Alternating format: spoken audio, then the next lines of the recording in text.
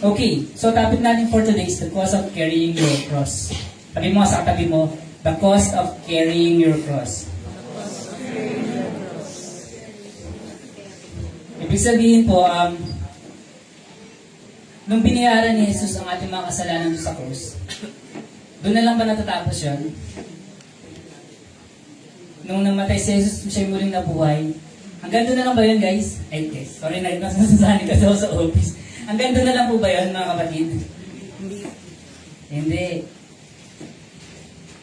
Ang tinapos ni Jesus ay yung act ng salvation. Yung divine requirement to save us. Yun yung tinapos ni Jesus. Pero mga kapatid, meron tayong part. Yung second part nung divine. Kung bakit mayroong divine intervention, kung may divine sacrifice, kasi mayroong divine appointment, mayroong divine destiny na pinagkaloob sa iyo ang ating Diyos. Ito ay yung buhay na walang hanggan. Ito yung divine destiny natin sa piling ng ating Diyos. And only a divine sacrifice can give us a divine destiny. Naniniwala ba kayo doon? Tama? Sabi nga ngayon, di ba, sa panahon natin ngayon, mayroong oil crisis. Sabi ng mga mananagbabagatas, extraordinary times require extraordinary measures, no? Extraordinary na mga batas. Kung dati hindi natin nakikita na nagkakaroon ng suspension ng VAT or excise tax, dahil nga ang taas ng presyo ng gas ngayon, sino dito umaaray sa gas? Si Shad, ano yan eh?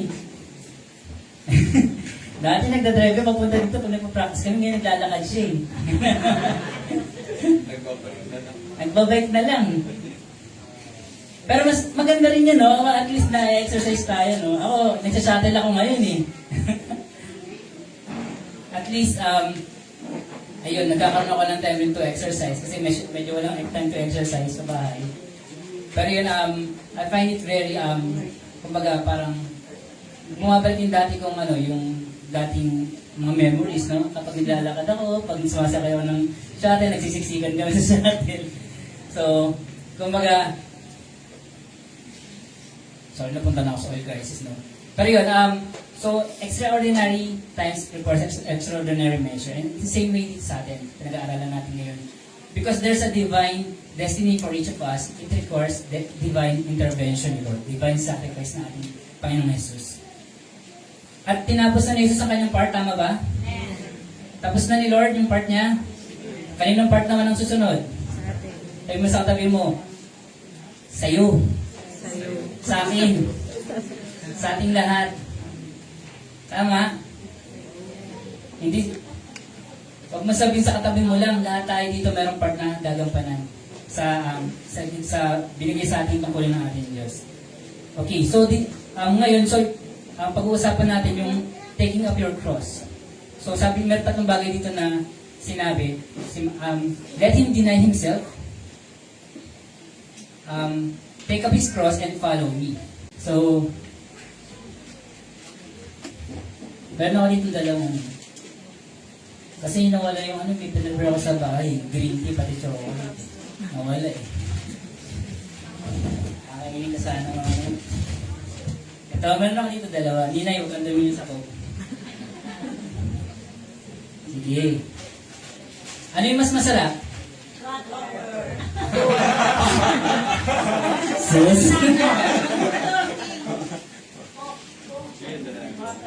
Sabi niya lang. Ano mas masarap? Sige, wala.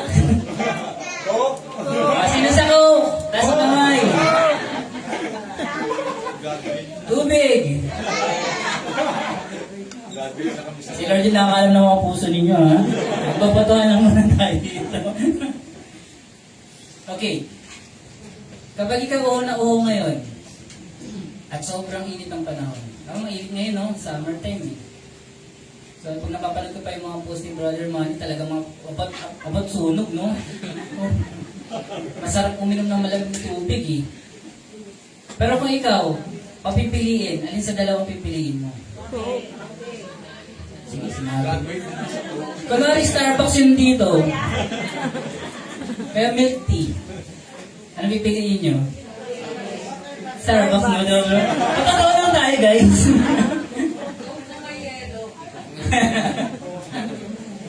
Tubig na may coke, no?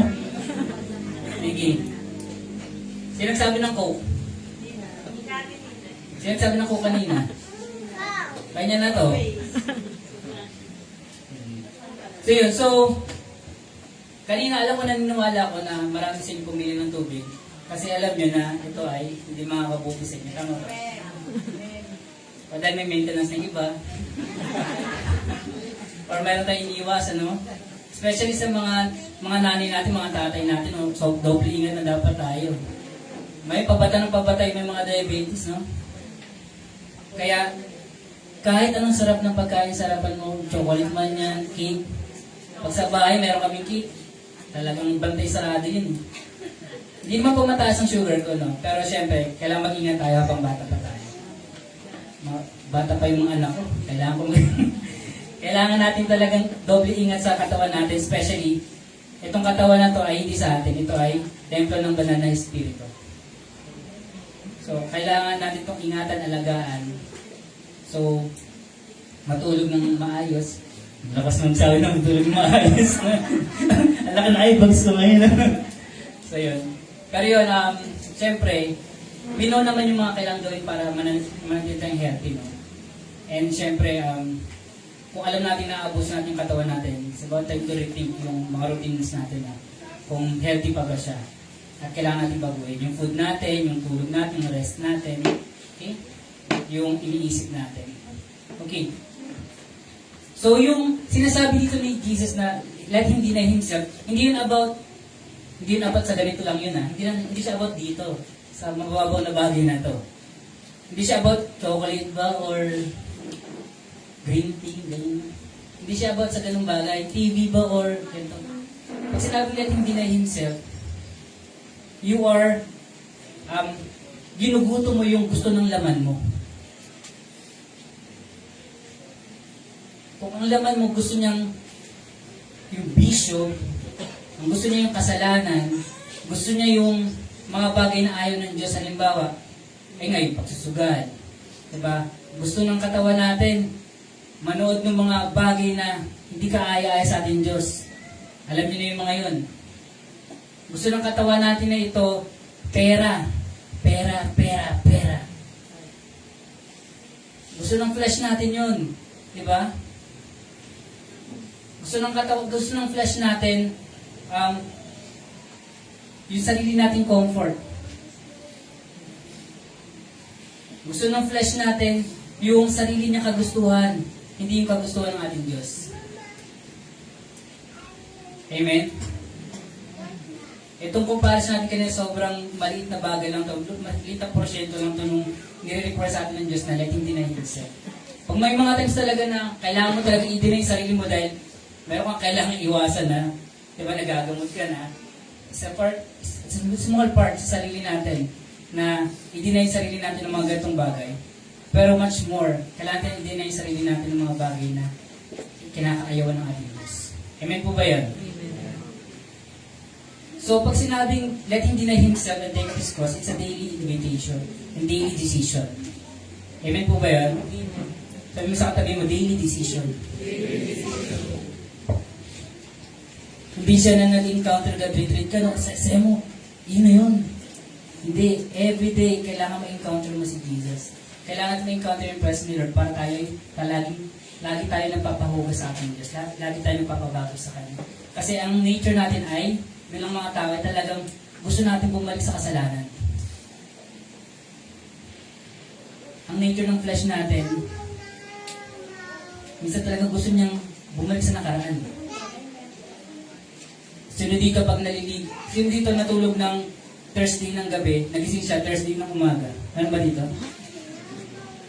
Meron dito, natulog kagabi, nagising Sabado pa rin. Wala namang ganun, no? Pero spiritually, nakikita ba natin yung sarili natin na nagbabago tayo everyday? O same at same Dennis pa rin, same at same, di ba? Jem pa rin, Miss Isaac pa rin yun, si Geneva pa rin yun. Yung nakikita mo everyday. Lagi kang Lunes, hindi ka pumupunta ng Martes. Kasi, hindi tayo nakakita ng pagbabago. So, it's very important na as Christians, magkaroon ng daily check sa sarili natin. And daily na pagpapalinis sa ating Diyos. Daily na paghingi ng kanyang kalakasan, ng kanyang guidance. Kasi, ang kaaway lagi nakabantay sa atin, mga kapatid. Naniniwala po kayo doon? Okay. So, we deny ourselves so that we don't gratify the desires of the flesh. That's why, sinend ni Jesus, di ba? Before He ascended, sinend niya yung Holy Spirit. Nasabi sa Galatians 5:16, but I say, walk in the Spirit, so you will not gratify the desire of the flesh. Ang sabi, walk by the Spirit. Kasi hindi natin kaya sa ating sariling kakayanan. Kaya ko na to. Makikipaglaro ako sa tukso. Kaya ko naman siguro to. Patikim-tikim lang muna. Konting amount lang naman ang alak okay na yun. Konting hit-hit lang naman konting chat lang naman to, hindi naman malalaman Hindi man niya malalaman Kaya naman to hindi naman, wala namang mali siya dito Tandaan natin ng kaaway ay humahanap laging maliit na butas sa buhay natin para pumasok siya. Naalala ko yung kwento ni Pastor about sa camel yun. Naalala niyo yung camel? Nilalamig din yung camel, tapos merong tent doon. Sabi ng camel, nilalamig ako, pumasok niya yung paa niya sa tent. Kasi pinayagan naman nung nandun sa tent kasi nilalamig May yung ulo naman nandun na. Ang katawan, buong nandun na. Yung tao na yun nasa labas ng tent. Hindi natin alam na paunti-unti, sabi sa kanta, nagsimula sa patikim-tikim. Pero bisyo ay biglang lumalim. Tanda natin mga kapatid,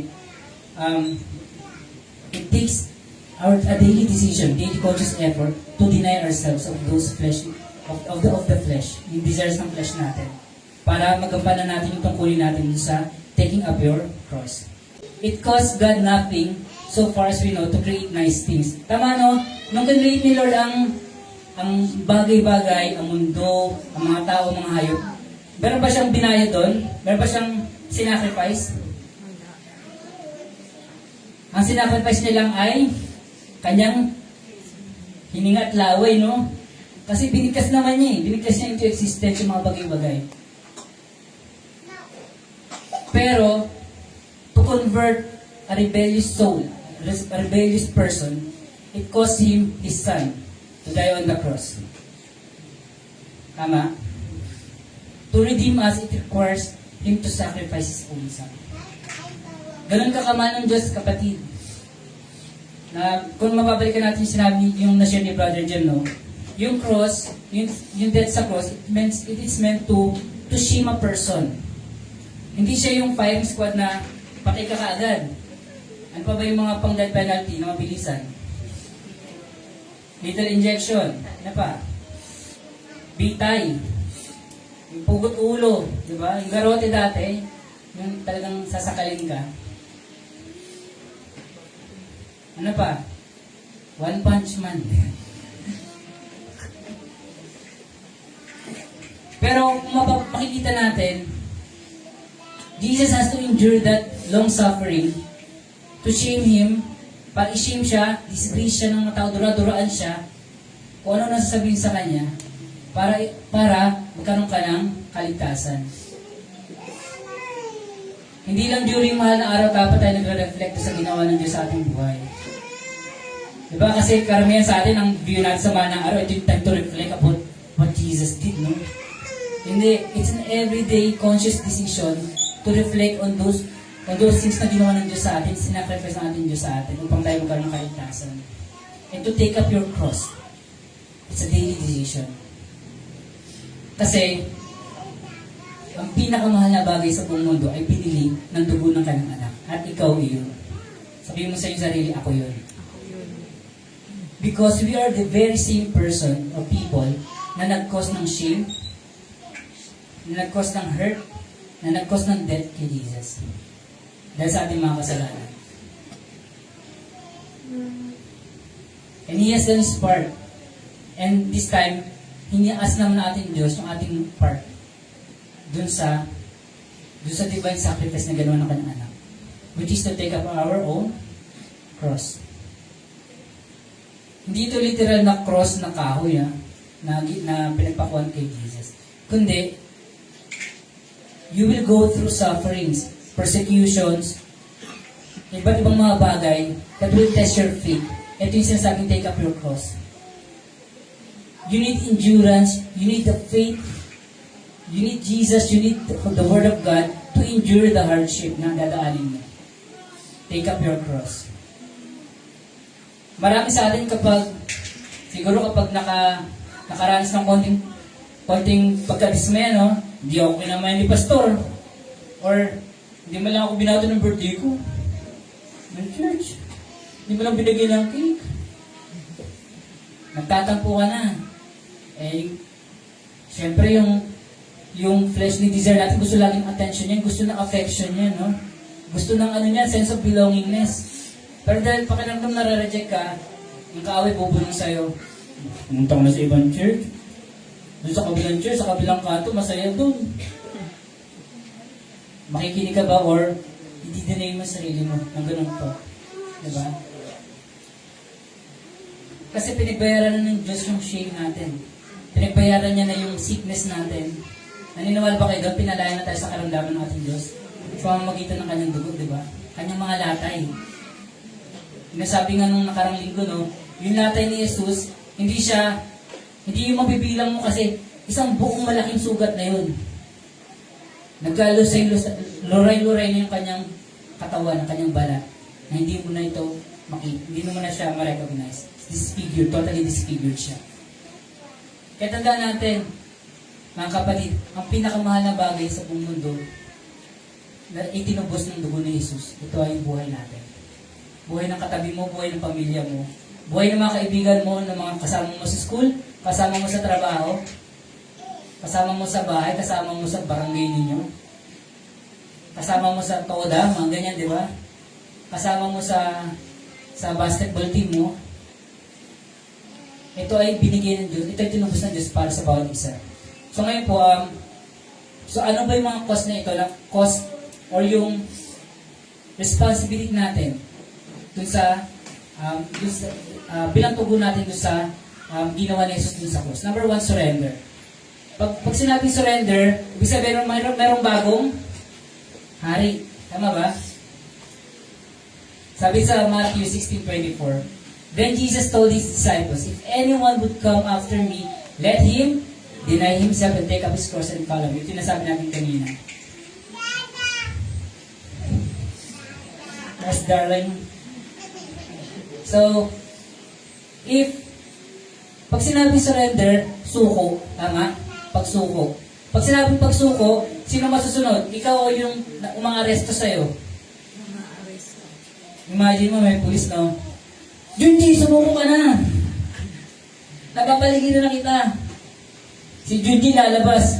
Suko na ako! Ganun may pagsuko, may pa rin siya nakatutok sa pulis. Suko na ako! Suko na ako!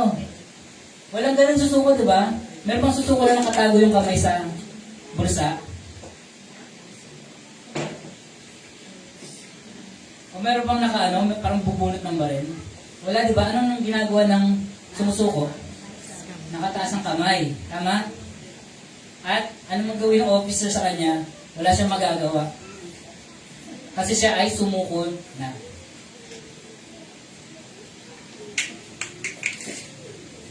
Sino dito na-aresto na ni Jesus? Sino na dito nagpa-aresto kay Jesus? Talaga ba? Talaga ba?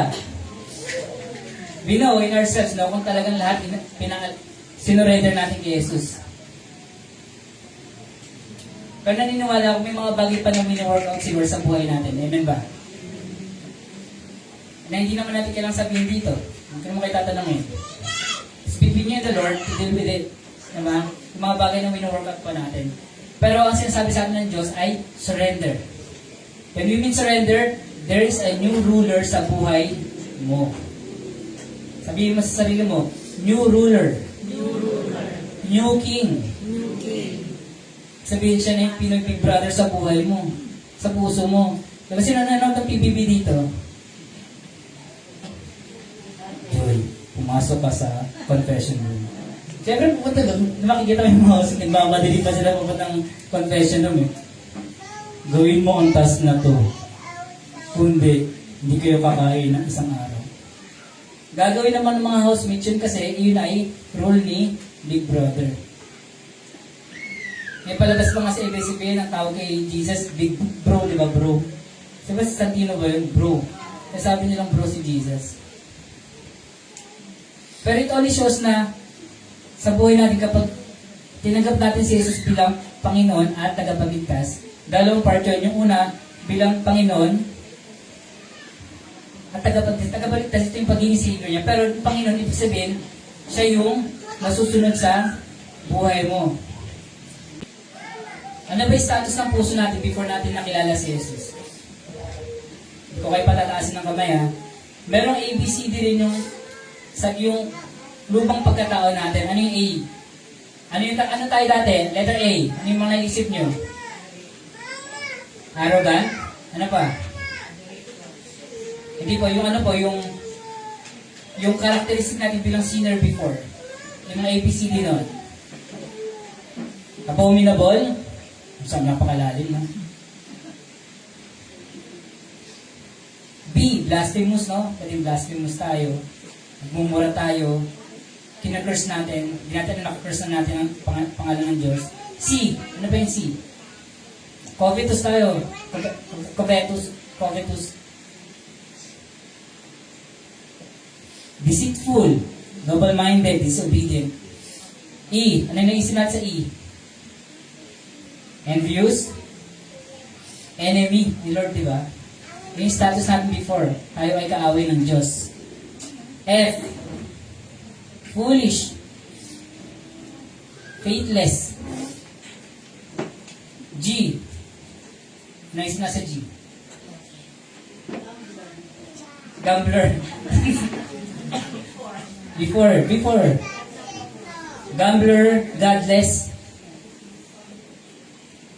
H. Continuous pastor. Hostile. Continuous yung parang yung mic mo lang madumi.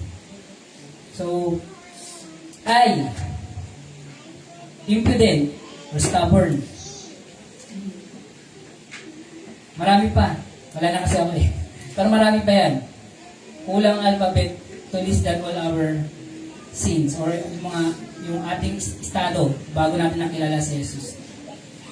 Alam ko marami yan kapatid. So, sabi din sa Ephesians 2:1, as for you, you were dead in your transgressions and sins. Tayo ay dead, tayo ay patay sa harapan ng Diyos spiritually. Nung tayo ay nasa bondage pa ng kasalanan. Magaganda ba yung mga bagay na nasabi natin kanina ng ABCD? Magaganda ba yung mga bagay na yun? May pakinabang ba yun sa buhay natin? Hindi ko po marinig. Wala. Gusto mo bang ipamana to sa iyong mga anak? Ang mga ito ba ay basura? Anong ginagawa sa basura? Tinatapon. Pero sa ating spiritual life, daily ang pagdating ng basurero. Daily pagtatapon natin ng mga maduduli sa buhay natin. Hindi ba schedule? Lord, sa Sunday na ako magsasorry. Sa Sunday na ako mag-ano. Sa Sunday na ako gagawa ng mabuti. Or sa Sunday na ako magbabasa o makikinig ng salita mo. Pero Monday to Saturday, mangungalikta muna ako ng basura. Ganun ba yun? Pag surrender, pag sinabi ng basurero na, asan na yung basura mo, akin na basura mo, ibibigay mo ang basura mo. Kasi pag na-stack yan sa bahay, anong nangyayari? Baho. Same sa buhay natin. Pag tayo ay nag-iipon ng kasalanan sa buhay natin, hindi tayo araw-araw nagpapalinis sa atin, Diyos, hindi tayo nagbabago. Anong description ng Diyos sa atin? Tayo ay patay sa ating kasalanan. May babang patay. Meron bang mabangong patay? Kaya mapapansin nyo sa mga soko, no? ano sila kasi mabaho talaga yung ano yun. Sa school namin, meron tong morgue. Kasi sa college talaga may mga morgue, especially sa may mga medical school, no? Maamoy mo talaga yung ano yung formalin. Sabi ko, hindi ko kaya mag-take ng medical course kasi hindi ko kaya tumingin sa bangkay. Kasi hindi ko kaya amoy. So naamoy ko yung formalin pag dumadaan kami doon sa malapit sa gym kasi doon yung malapit yung morgue. Hindi ko talaga kaya, nasusuka ako. Alam ng asawa ko yung masyadong sensitive yung pang-amoy ko. So madaling sumakit ang ulo ko pag kunwari may naamoy akong hindi kanais-nais. So, ayun. So, in our lives, kapag tayo ay patuloy na nag-iipon ng kasalanan sa buhay natin, maliit man o malaki yan. Yung mga nasabi natin ng ABCD, no, marami pa yan. Pag hindi natin ito sinusurrender sa harapan ng ating Diyos, sa paanan ni Jesus, nangyayari sa buhay natin, tayo ay nagiging patay sa ating kasalanan. Ito'y namamaho. Anong nangyayari sa mabaho? Langaw. Wala naman langaw dito. Ibig sabihin, wala dito mabaho. Amen.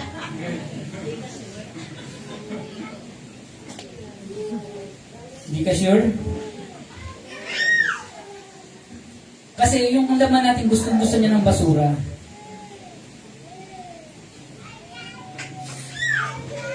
Alam niyo ba yung ano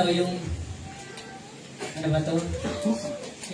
Yung baboy, sa province kasi nakawala lang yan, no? Wala diyang nakakulong. May mga nakakulong, pero sa province sa Pangasinan, nasa ano yun, pag-alagala lang sila, doon sa silong ng bahay, doon sila mga ganun, tapos kinalan nila yung lupa, tapos ang putik-putik na lagi. Kasi yung mga pinagugasan doon na nalalaglag sa sahig, so yung gustong-gusto nila yun. Doon sila umiinom, kumakain. Ang baho, talagang mabaho. So, kahit paliguan sila, babalik at babalik sila sa putikan. Babalik at babalik sila doon sa mabahong lugar kasi gustong-gusto nila yun. May mga times sa buhay natin, katulad tayo ng hayop na yun. Balik tayo ng balik doon sa nakaraan natin na mabaho, madumi. Sinabi ko kanina na natulog ka ng Thursday, nagising ka ng Thursday pa rin. Kasi bumabalik ka sa dati mong bisyo.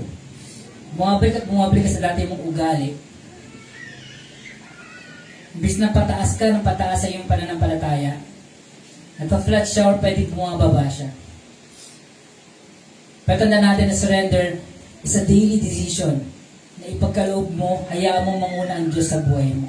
Hayaan mo si Jesus ang manguna sa iyong buhay. I remember si Zoe, yung bunso namin po, may kinakain siya. Kasi kapag kumagat yan sa prutas, ang laki. So minsan hindi mo makontrol kasi kala mo malayo yung prutas, talagang yung susunggaban niya yun eh. Minsan malaki yung saging saba pa yun ha, matigas na saba. Pero nilaga naman po. So, sabi namin, Uy, buksan yung bibig mo, kukunin namin yung kinukuha namin, ayaw niya kasi masarap. Pero, no! Sabi ni Zoe. Pero nakuha namin siya. So may mga pagkakataon sa buhay natin, napakaramdam natin na, ang sarap naman ng bagay na to, gusto mo yung bagay na to, pero hindi mo alam ikakapahamak mo pala. Amen ba? Ano yung mga bagay na yan? Maling relasyon. So dito na naging part ng maling relasyon dati. Huwag na magtaas ng kamay, kapatid. Makikita ko sa iyong mga ngiti. Sa mata makikita. I think marami sa atin, no? Na naging part tayo nung some point in our lives, naging part tayo sa maling relation. Tingin natin tama, tingin natin maganda, tingin natin masaya kasi in love ka, no? Bulag na bulag ka sa pagmamahal. Pero hindi siya kalooban ng Diyos. You would know na hindi siya kalooban ng Diyos kapag may mga nako-compromise na mga bagay na mahalaga sa ating Diyos. Amen? Dati, ang init-init mo pag Sunday, no? Talaga magpapagamit ka kay Lord. Pero, dahil makikipag-date mo na ako kay Dennis, meron kasi kaming lakad ng Sunday. Unti-unti nagko-compromise ka na, no? Kala mo, isang linggo lang naman sa isang buwan. Hindi, kapatid, open door na yan ng kaaway sa buhay mo. You need to surrender that. Basta din mo. So, may mga bagay na babawiin si Diyos ang Lord sa atin para maibay tayo sa kanyang layunin sa buhay natin. Sa masakit, pero kailangan. Si Jesus, binigyan niya kanyang buhay doon sa krus. Masakit ba yon? Sobrang sakit. Walang katumbas na sakit. Walang maikukumpara sa sakit na yun. Pero kailangan gawin ni Jesus. Dahil walang sinumang tao ang makakapag-save ng kanyang sarili. Dahil tayo ay madumi, makasalanan. Hindi tayo pwede mag-sacrifice ng buhay natin para sa ating kaligtasan. Sabi po dito sa Galatians 2:20, I have been crucified with Christ. It is no longer I who live, but, sabay-sabay pa tayo, but Christ who lives in me. And the life I now live in the flesh, I live by faith in the Son of God who loved me and gave Himself for me. Sino na daw nabubuhay sa sarili natin? Si Jesus. Because we have been crucified with Christ. Nasabi ka rin sa binasa sa Matthew, take up your cross. Pero sinasabi sa Galatians, you have been crucified.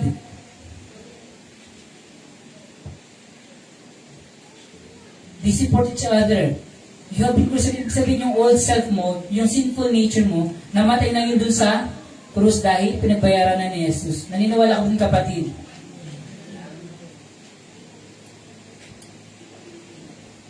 Yung katigasan ng ulo natin, katigasan ng ulo ng katabi mo, kasalanan natin, kasalanan ng katabi natin, ng bawat isa sa atin, ay pinagbayaran ni Jesus dun sa krus.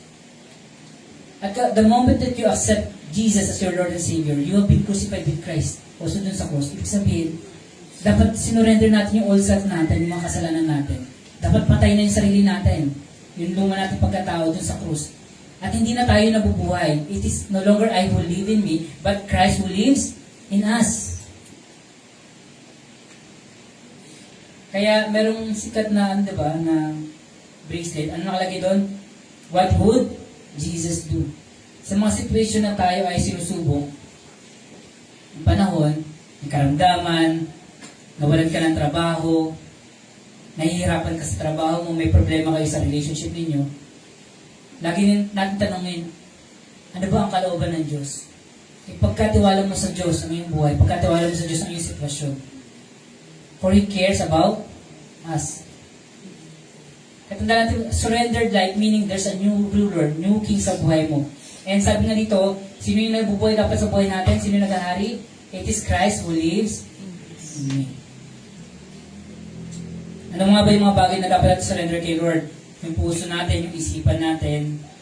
Kasi yung isipan natin, playground ng kaaway yan. Yung heart natin, deceitful daw yan. Strength, yung soul natin, yung worries natin, yung mga karamdaman natin, marami pang bagay. Mga kasalanan natin. I-surrender natin sa ating Diyos, sa ating kanyang paanan. Okay. Nasabi po dito sa Luke 14:33, so therefore, any one of you who does not renounce all that he has cannot be my disciple. Ano ibig sabihin ng renounce? When we say renounce, itakwil. Tama? Alam niyo po ba sa Singapore, Korea, Japan, may iba pang countries, bago ang maging citizen ng country nila, kailangan mong i-renounce ang iyong Filipino citizenship. Sa US kasi pwedeng dual eh. Pero for those countries, Singapore, Korea, gusto niyo maging OPA, Korea, kailangan mong i-renounce yung pagka-Pilipino mo, Brother Isaac. The same way, kung gusto mong maging disciple, tagasunod ng ating Diyos, you need to renounce your old self. Whatever you have, kailangan mo i-surrender sa ating Diyos. Sabi sa Romans 12 po, I appeal to you therefore, brothers, by the mercies of God, to present your bodies as a living sacrifice, holy and acceptable to God, which is your spiritual worship. Our body is the temple of the Holy Spirit. Tama po ba yun? Dapat, tinitreat natin ito as parang palasyo. Yung Malacanang laging malinis yun. Kasi talagang palasyo, talagang tirahan ng presidente yun, maraming nag-aalaga doon, maraming naglilinis. Kasi importanteng tao yun nandoon. Importante ba yung banal ng Espiritu sa buhay natin? Anong kailangan niya sa buhay natin? Dapat ito ay malinis. Kasi hindi nananahan ang banal na Espiritu sa maduming lugar. Tama po ba yun? Kaya nga mayroong kasabihan, cleanliness is next to godliness. Tama yun. Kasi kung madumi ang iyong puso, wala sa iyo ang banal na Espiritu. Hindi mananahan ang banal na Espiritu sa iyo. Walang kapangyarihan sa iyo. Banal na Espiritu. Kaya nga, ang surrendered life dapat daily decision na papalinis tayo sa ating Diyos. So, balikan lang po natin sa Acts, nangyari sa Acts 2, 42, 47. Yung Day of Pentecost. Di ba, nag-speaking in tongues yung mga disciples, yung mga tao nandito, no? At in-interpret yun ni Peter. At nung naintindihan ng mga tao yung message ng ating Diyos, marami sa kanila nag-repent. At sila ay naglingkod. Sabi sa Acts 2:42, they devoted themselves to the apostle teaching, to fellowship, to the breaking of the bread, and to prayer. Everyone was filled with awe at the wonders and signs performed by the apostles. Tandaan natin mga kapatid, pag surrendered life, hindi mo pwedeng sabihin na surrendered life na hindi ka ginagamit ng ating Diyos. Kasi ang gusto ng Diyos, gamitin ang buhay mo. At pag gusto ng Diyos na gamitin ang buhay mo at siya'y nananahan sa puso mo, ikaw ay magpapagamit sa Kanya. Marami tayong mga ministry na pwede ka maging part. No? Magsabi ka kala pastor, sa mga leaders, sa mga elders, kung saan mo gusto maging part. Kung nahihiya ka, pwede pumunta maaga dito, maglinis. No? Hindi kailangan siyang lahat, nasa music team, hindi. Hindi pwede lahat nasa music team, magkakagulo tayo guys. So, pero, kung gusto ko lang sabihin dito na, pag naunawaan talaga natin yung mensahe ng Diyos sa buhay natin, yung kanyang salvation, talaga na-encounter natin si Jesus, true encounter leads to true surrender ng buhay natin sa ating Diyos. At kung talaga tayo totoo nag-surrender ng buhay natin sa ating Diyos, hindi pwedeng hindi ka magpapagamit sa Kanya. Kasi natural na reaction ng puso mo yun na magpagamit sa Kanya. In any other way. Mag-share ka ng gospel sa labas, sumali ka sa mission, sumali ka sa youth ministry, magpagamit ka sa small group. In any capacity, magkakaroon kayong parte sa kanyang ministry. Tama ba yung kapatid? Kaya sabi mo sa tabi mo, mag-involve ka na. Hindi ko narinig. Mag-involve ka na. Mag-involve ka na. Pangalawa naman, ano yung kailangan natin gawin sa binigyan na salvation sa atin? Is representation or new commission or purpose sa buhay natin. Kung before tayo ay patay sa espiritu, tayo ay madumi, makasalanan, tayo nasa putikan, tayo nasa kadiliman. Pag tayo nasa kadiliman, iba yung purpose ng buhay mo. Tama? Wala siyang purpose. Dahil ito ay nalilid sa kapahamakan. Pero sabi sa 2 Corinthians 5:20, therefore we are ambassadors for Christ, God making His appeal through us, we implore you on behalf of Christ, be reconciled to God. Sino nag-reconcile sa ating Diyos? Si Jesus. Alam niyo bakit yung plus sign is cross? Sa math, di ba? Yung cross is plus sign, di ba? Bakit kaya?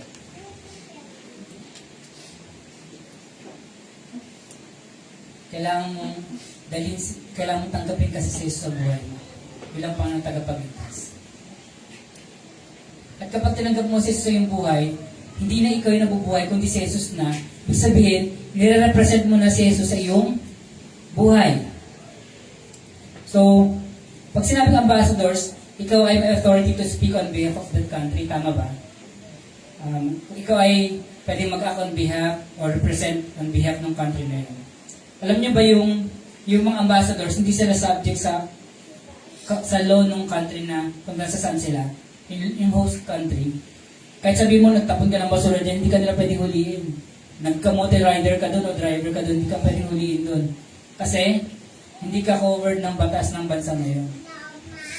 Covered ka ng batas ng iyong home country. Kung ambassador ka ng Pilipinas sa US, hindi ka nila pwede ikulong doon. Pero, ikaw ay pwedeng patalsikin ng bansang Pilipinas sa iyong pwesto. So, may naalala ko dati 2020-2021, merong ambassador sa Brazil na dinismiss si Duterte, President Duterte dati. Kasi nahuli sa CCTV na sinasaktan niya yung kanyang kasambahay. Kaya anong nangyari, hindi naman siya nakulong dun sa Brazil kasi walang authority ang Brazil sa kanya. Anong nangyari, siya ay dismiss. Pati yung kanyang retirement, dismiss ng bansang Pilipinas. Kasi ang nagmamayari sa kanyang delegation ng kanyang authority ay ang bansang Pilipinas. In the same way, tayo, simula nung tinanggap natin si Jesus, hindi na natin pag-aari ang buhay natin. Ito ay pag-aari na ng ating Diyos. Ano man ang kagustuhan ng hari, hindi dapat nababali. Diba? Tama yun yung kasabayan nila, diba? Utos ng hari, hindi mababali. At tayo, bilang ambassador ni Christ, we speak on behalf of Jesus. We speak the gospel. We act on behalf of the gospel. Dapat sa kilos natin, sa salita natin, sa pag-isip natin, makikita kung sino si Jesus sa buhay natin. Kung may COA lang sana spiritually, no? Yung COA, no? Yung auditor natin sa government. Nag-i-issue sila ng mga findings, notice of disallowance, mga major findings kapag merong irregularities sa paggamit mo ng pera ng bayan, no? Kung i-audit ba ngayon ng Diyos sa buhay natin, bilang ambassador ng kanyang gospel, papasa kaya tayo? So, i-check natin sa sarili natin, no? Hindi enough na Christian ka lang. Hindi enough na dumadalo ka lang every Sunday. There has to be a constant, a daily decision, daily effort, conscious effort to surrender your life to Him and to represent Him the best way you can. Amen ba yung kapatid? Meron story dito, sino nakakala kay, sa kapatid ko, si Vico Soto.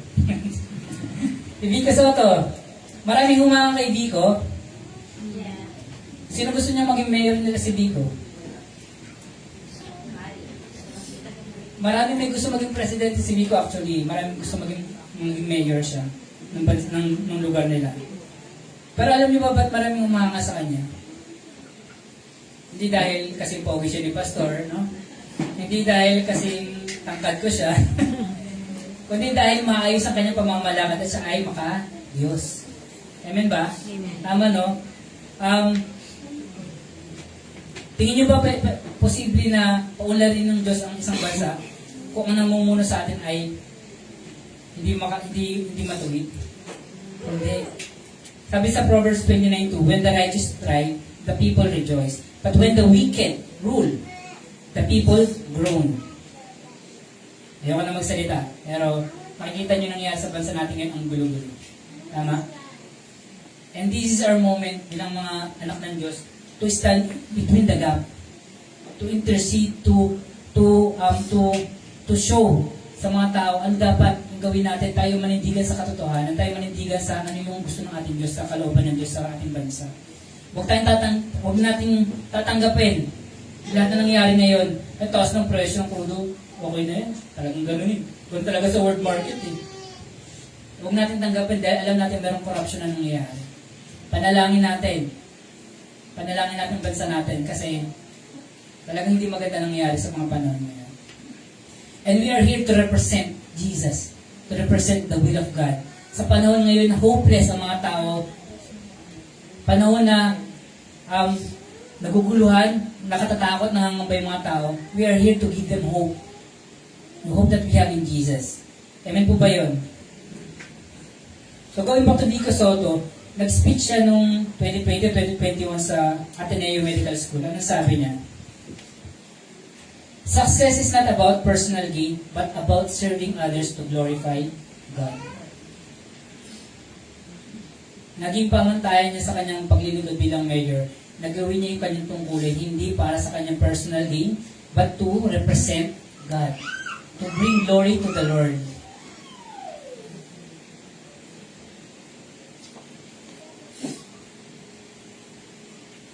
Kaya marami humanga sa kanya. But in our own small way, sa buhay natin, we can do the same. We can serve others to glorify the Lord. Tama ba mga kapatid? Sa iyong trabaho, bigyan mo yung best mo. Makita ng mga kasama sa trabaho na, ay, ba't di ka nagmumura? Hindi ka nagsisigarilyo, hindi ka umiinom. Ang dami sa office, no? Madami lagi magyayaya, inuman tayo after ng Friday, or may mga lakad. Mga, yosi tayo sa labas, ganyan. Hindi. You have to deny yourself of your old vices. And to show them who God is sa buhay mo. It doesn't have to be a grandstanding na punta ka sa office ninyo, no? Teammates! Naririto ako for i-proclaim. Hindi. Papatasikin ka ng HR. But show them an example. Nakita niyo sa airplane, di ba? Siguro iba yung boldness na binigay ng Diyos sa kanya, no? Hindi ko pa question yung tao na yun. Kasi hindi natin alam yung naging speaking sa kanya ng ating Diyos. Kasi even si Jesus talagang, kahit nasa labas ng temple yan, sa loob ng temple, talagang magpipreach siya. Wala siyang pinipiling lugar. So, for us, do our things, gawin natin mga bagay-bagay to glorify the Lord. Sino dito gusto madungisan yung pangalan niya? Pag sinabing Panganiban, sa street ng Just Hasmin, sabihin ng mababait, di ba yung pagkakilala? Tama, Tister, na pagkakilala sa Panganiban mababait. Tama ba yun? Parang hindi ka hindi ka convinced. Pagdatuin, sabihin talagang managlilingkod kay Lord yan, amen. Buong pamilya, hindi pwedeng walang hindi maglilingkod sa pamilya ng datuin. Lahat. Kaya hindi pa pinapanganak, maglilingkod na yan. Kaya mapapansin nyo, no, nakikita ko yung puro datuin nakatag minsan sa mga post. Tama, kasi dami ng bituin. At iyon ang kalooban ng Diyos sa atin, no? Tayo dumami yung lahi natin na maglilingkod sa Kanya, magpupuri sa Kanya. Okay, so, balik po tayo. Sa Matthew 5:16, ang sabi po dito,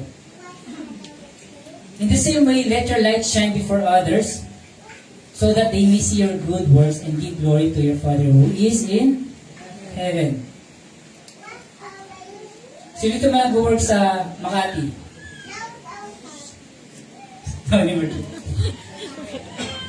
Sino nagtatrabaho sa BGC?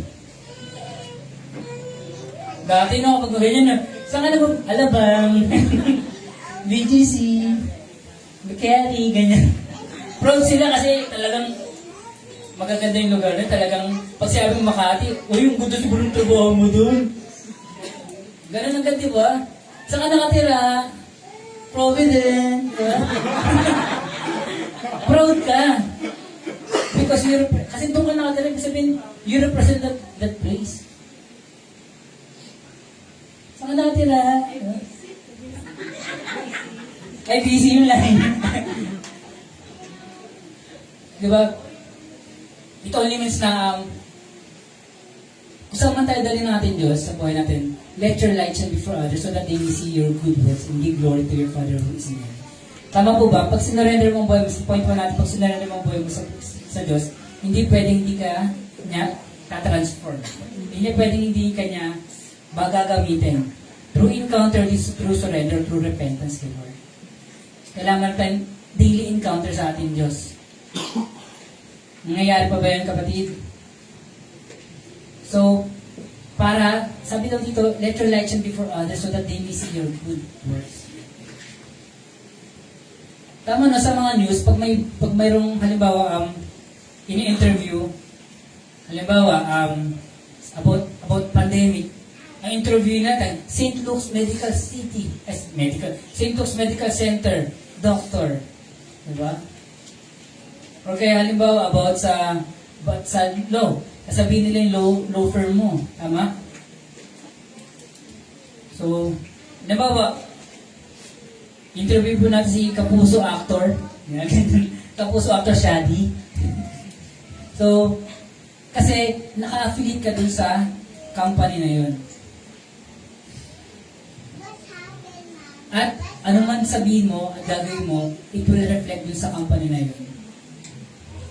Kaya pa makikita niyo pag may mga balita, no? Halimbawa yung Grab driver or yung angkas ng hipo, ano yung makikita mo agad sa headline? Angkas rider. Di ba? Hindi naman agad sasabihin doon na isang dalaga. Hindi. Kung makikita mo agad doon, para catchy, yung familiar na name sa'yo. Kaya makikita sa mga balita, ang angkas rider, dinis, or ng hipo ng isang pasahero, iniimbestigahan. Ganun yung mga headlines eh. At sino magsasalita? Hindi naman nagsasalita hindi man umaharap yung yung ng hipo, di ba? Anong umaharap? Yung presidente ng angkas or yung spokesperson ng company na yun. Kasi that person na gumawa ng mali represents the company. At sino nasisira? Ang pangalan ng company nila. Kaya iba, mas marami nag-book na ngayon sa Joyride, mga ganyan, InDrive. Hindi lang mas mura dahil ko na, mas matino yung mga rider, pwedeng gano'n, mga drivers. So kapatid, kapag tayo ay hindi natin pinapakita yung liwanag natin sa ibang tao, sabi, hindi nakikita yung glory ni Lord sa atin, hindi nakikita yung good work sa atin. Pag anak ka ng Diyos kasi, mayroong good works na makita sa'yo, mayroong bunga. Tama ba? Good works, hindi yan magkukos ng salvation mo. But it is a result, direct result ng salvation. True salvation sa buhay mo. And mga kapatid, sabi sa Matthew 5:16 na dito, let your light shine. Jesus is the light of the world. And whoever follows Him will never walk in darkness but will have the light. The light is a light of light. Sabi light of light ang sabi dun sa verse natin. If you let your light shine sa taong nasa paligid mo, they would get to know Jesus. Kasi kung hindi ka na nakikitaan ng pagbabago, ng kabutihan sa puso mo, hindi sila maniniwalang Kristiyano ka. Ay, Kristiyano ka pala? Kasama kitang tumatali dun, Kristiyano ka pala, hindi ko alam. Kung wala kang pinagkaiba sa mundo, tandaan mo kapatid, wala si Kristo sa iyong puso. Once we surrendered our lives to Jesus, we are transferred from darkness into His marvelous. Sabi dito sa 1 Peter 2:9, but you are a chosen generation or race, a royal priesthood, a holy nation, a people for His own possession, that you may proclaim the excellencies of Him who called you out of darkness into His marvelous light. Kung ikaw ay dating bulag, nakakita ba tayo sa kadiliman? Ano pwede mangyari pag ikay nasa dilim?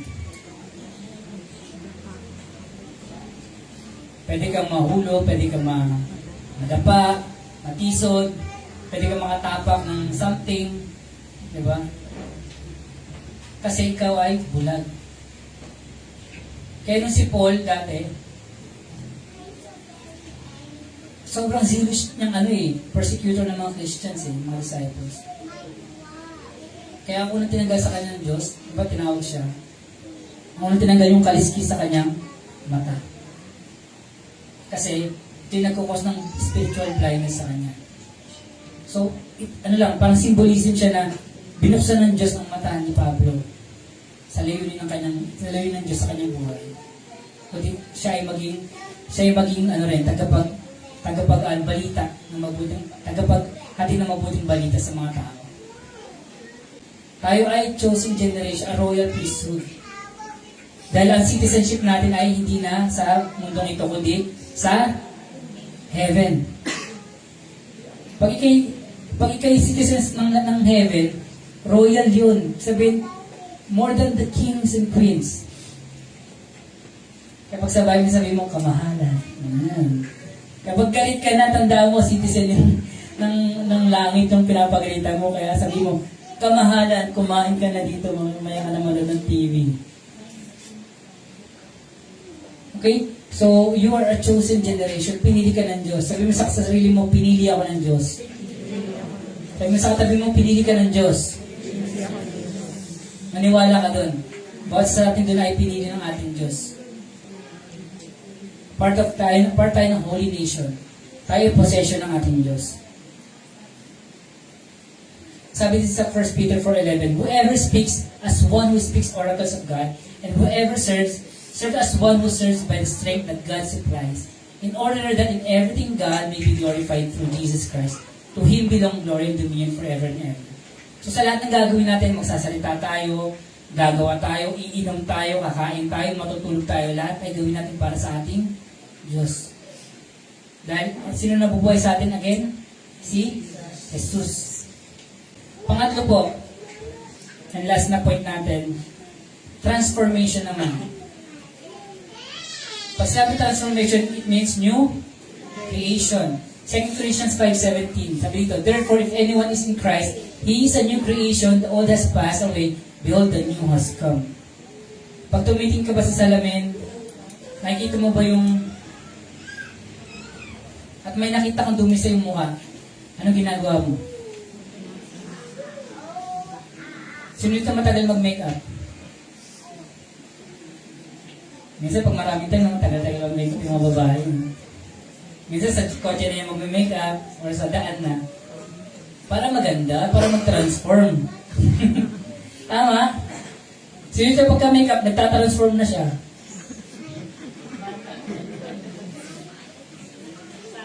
Asawa ko kahit walang makeup yun, maganda yun.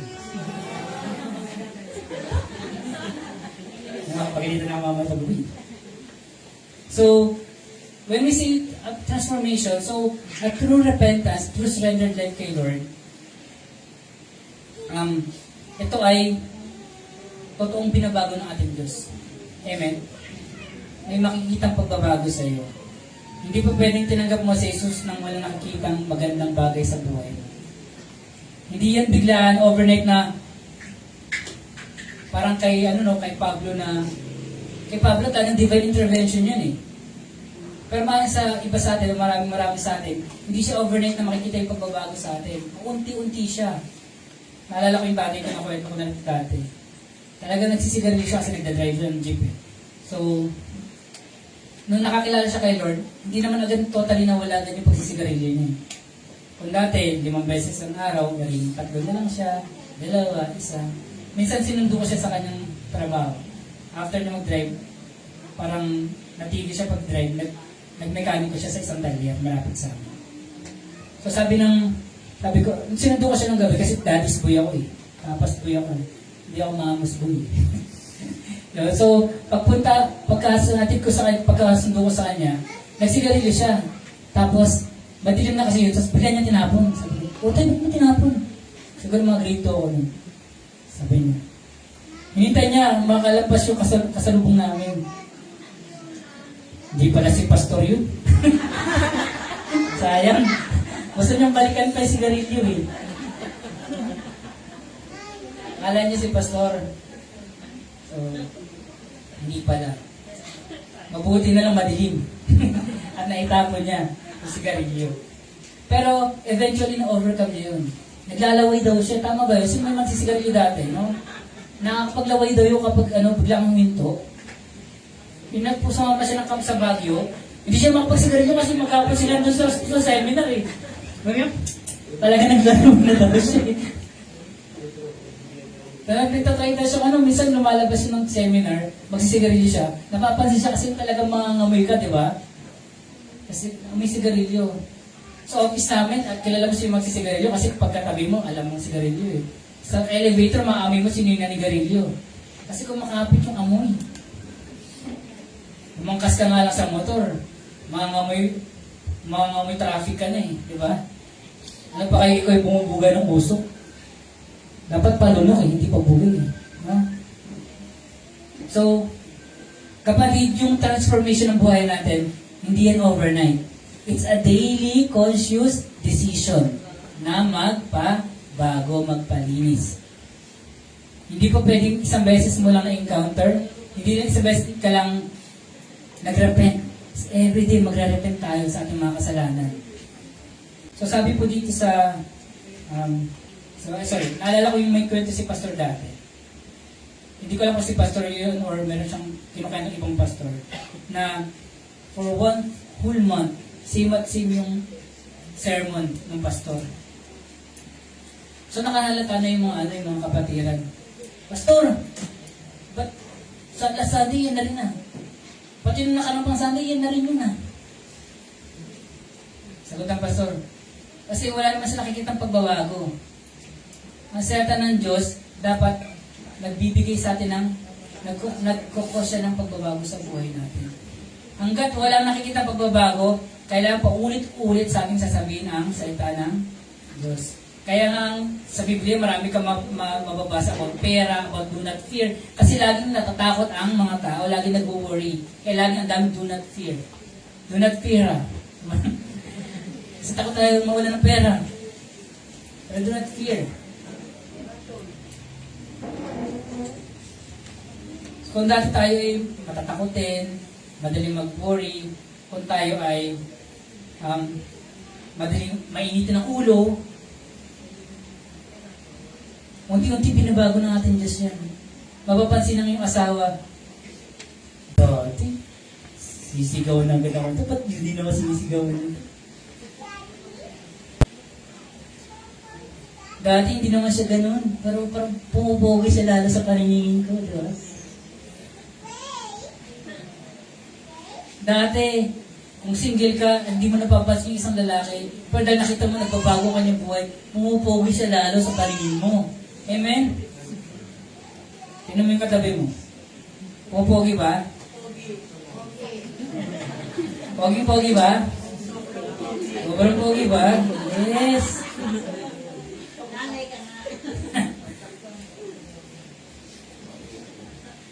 So, He is interested to transform you into the image of Christ. Gusto mo maging kasing image ng ating Panginoon? Kaya Kanya niredeem eh. Hindi na yung dating ikaw yung nakikita, hindi na yung dating Marge ang nakikita niya. Hindi na yung dating Ninang Lenny, sila Nanay Belen, Nanay Saling, hindi na yung nakikita niya, si Brother Ricky, hindi na yung dati. Nakikita niya na si Jesus sa buhay mo. Dahil tinanggap mo siya bilang tagapagligtas mo. At dapat nagmumukha tayo lalong kamukha ni Jesus everyday sa buhay natin. Kung si Jesus mayroong 10 nunal, no? Ngayon isang nunal pa lang. Kinabukas maging 2 na yung nunal mo. Unti-unti nagiging kamukha ka na ni Jesus.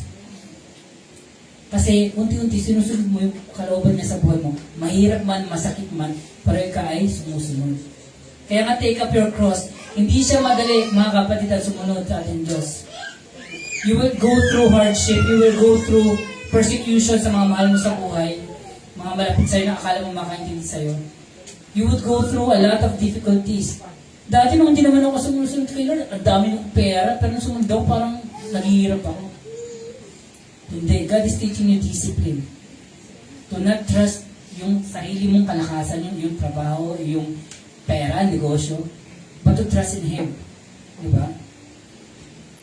So, ang sino mang nakikristo ay bago ng nilalang. Kung dati ikaw ay 10% pa lang na maganda, ba't tinanggap mo si Kristo, diba? About negative 10% ka, no? Pag negative talaga, no? Wala naman negative dito, no? Pero tinanggap mo si Jesus, 10% gumanda ako.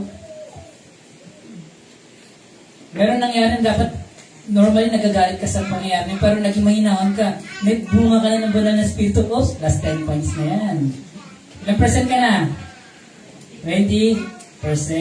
Nagdadrive ka, bigla mayroong ng katsa na kamote. Imbis na mapamura ka, napasabi ka ng, bless you. Ilang percent? Plus? 120 natin, syempre. Plus 20, hanggang umabot ka ng, gusto mo umabot ng 100%? Never tayo umabot ng 100% habang tayo sa katawang ito, mga kapatid. Kaya nga daily conscious effort tayo ng papabago. Sino nakakilala kay Taguro dito?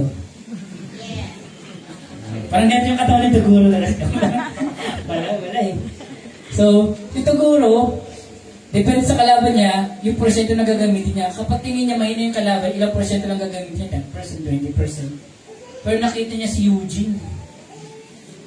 Akala niya mahinang nilalang. Yung pala ang lakas-lakas ni Eugene. So, nung ginamit niya 100% niya at nag-transform yung kanyang itsura, tama ba? Dati ang payat niya, pero nag-transform siya 100%, siya ay naging sobrang laki. Sobrang lakas. Ganun sa atin spiritually. Kailangan meron tayo spiritual taguro. Na talagang nag-improve tayo, nag-evolve tayo, nagtatransform tayo, no? The heavier or the harder when the going gets tough, the tough gets going. Habang humihirap ang situation, mas lalo ka nang papagamit. Hindi yung nawalan ka lang ng, halimbawa, may nangyari lang, nagkasakit, may namatay sa inyo. Ayoko nang paggamit, nagpapagamit na, pero ba't ito nangyari sa buhay namin? Sa buhay namin, ilang heartbreaks yung naranasan namin. Tatay ko, yung nanay ko, wala na sila. Yung kapatid kong babae, namatay rin siya. Few years back. May mga times na nagko-question ako, bakit nangyari sa family namin? Alam ko, tinubusan ng Diyos yung curse. Alam ba, may lahat ng other curse eh.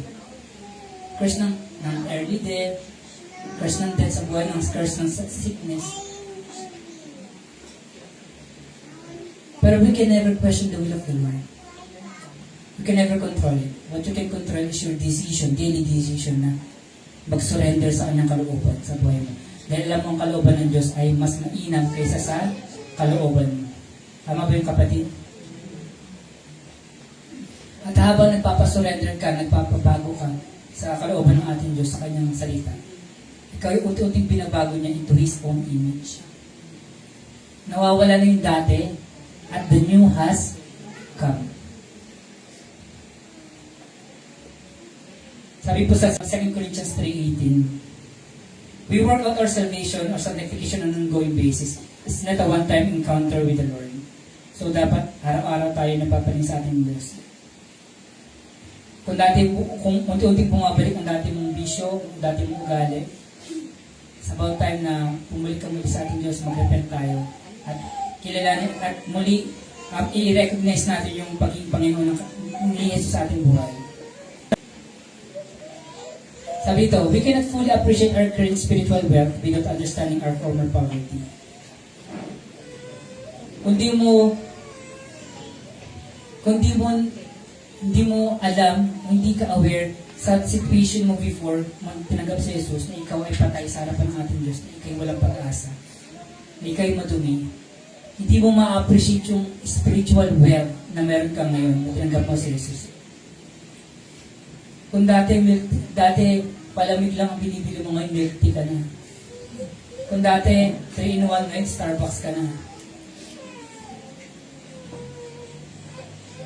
Diba kung dati yung tsinelas mo, nilalagay mo ng pako no, para magamit mo pa, no? Inaalambrihan mo pa. Pero ngayon on cloud ka na, no? Naka-Nike ka na. Mas na-appreciate mo yung mga bagay na pinagkaloob sa'yo ng Diyos ngayon kumpara ng mga bagay na meron ka dati. So, you need to be aware ano yung situation mo na dati bago mo tinanggap si Jesus upang maintindihan mo fully yung biyaya na meron ka sa ating Panginoon. Sabi sa Ephesians 4:22-24, put off your old self and to put on the new self, created after the likeness of God in true righteousness and holiness. Kaya nga nung kwento ni Pablo, no, talaga nag-transform siya eh. From persecutor siya ay naging mensahero ng ating Diyos. Masugid na mensahero ng ating Diyos. True repentance brings true transformation. Old self out and new self in. Your old sins have been paid through Jesus' sacrifice sa cross. Kapatid. And sa last, Romans 5:10, for if we were God's enemies, we were reconciled to Him through the death of His Son. How much more, having been reconciled, shall we be saved through His life? Tayo ay na-reconcile na sa ating Diyos pamamagitan ni Jesus. And sabi ni John Owen, there is no death of sin without the death of Christ. There is no death of sin sa buhay mo kung hindi mo tatanggapin ang kaloob ng kaligtasan ni Jesus dun sa krus ng Kalbaryo, kapatid. And there will be no transformation sa buhay natin without Christ in your life bilang Panginoon at tagapagligtas.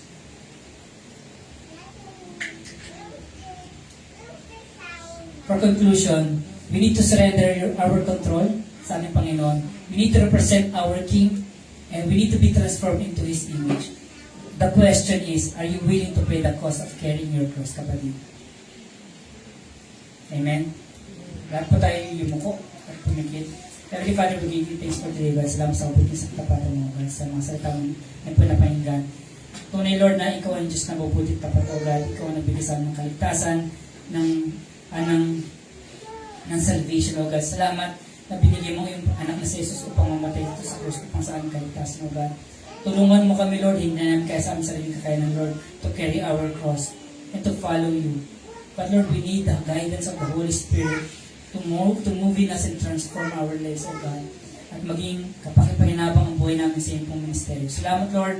Hayaan mo, O God, na mga salita na aming po napahinggan, ito po'y magtumanim, tumubo, lumago, at mamunga ng sagana, O God, 100-fold sa buhay ng basa, O God.